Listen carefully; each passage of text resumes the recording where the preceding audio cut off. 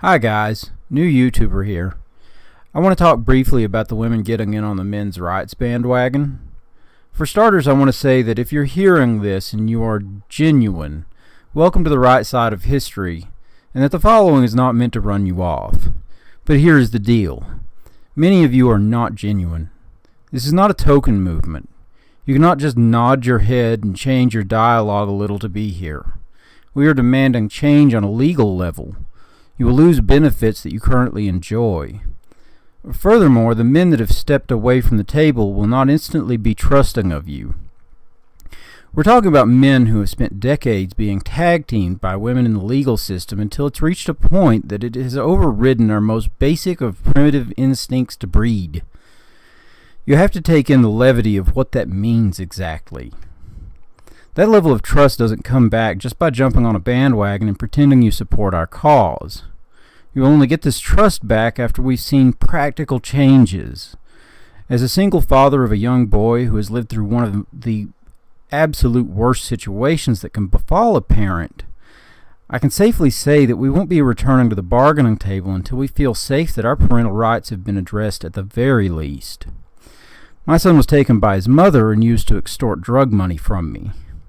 I know this because I kept him during a home visit and didn't return it, and I never heard a word from her until 2 years later when I had her child support cut off, which she was too drug-addled to even attend court for. And mind you, I had custody of him the entire 2 years, still paying child support to her. Just a few months thereafter, her drug addiction led to her death. My son still talks about how she would lock him in his room and would force him to sleep all the time. This story is beginning to become a broken record among men all over the country. And until men don't have to fear for their safety, both physical and financial, or for the safety of their children, the very best men won't be returning to the bargaining table, at least not those of us with any real value.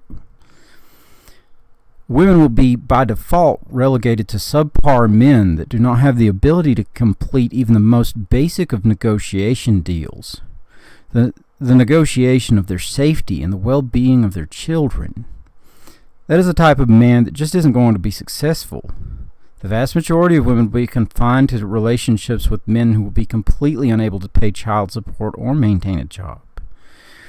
So, with more and more men stepping away from the table, things aren't going to change until we see some practical changes out there. Almost 70% of men ages 25 to 35 are walking away from the marriage table, and that's not going to get any better until we see real on-the-ground changes in law and the way that we view men in general. So if you think you're just going to hop on the bandwagon and, say a few nice things and give a token fedora tip to the movement, you might want to think again, because it's not going to end that easy. And for any men hearing this out there, you've got to stay strong through this. We've got to hold out. I know it's tough, but that's what we have to do. All right, guys. Iron Weasel here, signing out. We'll catch you next time.